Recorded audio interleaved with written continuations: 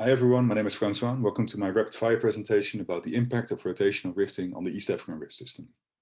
If we look at the East African rift system, we can make two key observations. The first one is that the East African rift system really consists of a series of rift segments that are interacting, connecting, linking up in order to break up the African continent.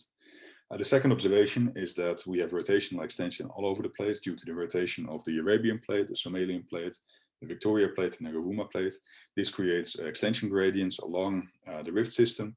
But the question is what the effect of this rotation really is, because this is something that is often ignored by tectonic modelers.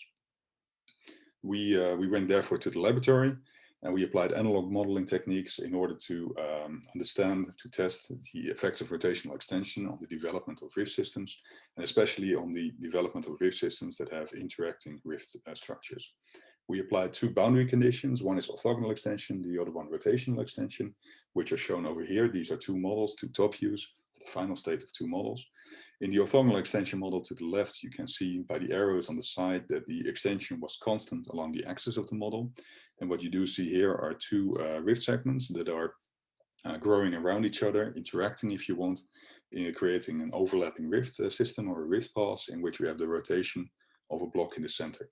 If we compare this to the rotational extension model, in which we have a rotation pole to the bottom, and we have increasing extension towards the top of the image, we do see on a large scale a very similar structure. We have these two rift segments that are interacting, growing around each other, overlapping each other.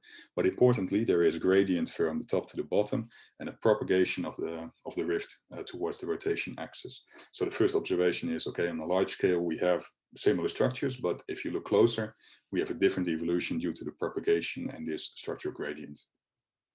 If we now compare our model results to East Africa, we find that our rotational extension models really quite nicely fit the evolution of East Africa, which starts with the rotation of the Somalian plate, causing the development of the Kenya rift.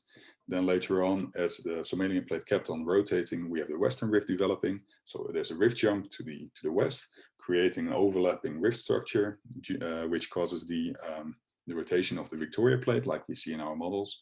And then in the end, due to the continued rotation of the Somalian plate, the whole rift system keeps on propagating to the south towards the rotation pole, like we see in our models. So we can conclude that the rotation extension really nicely explains the large-scale evolution of the East African rift system.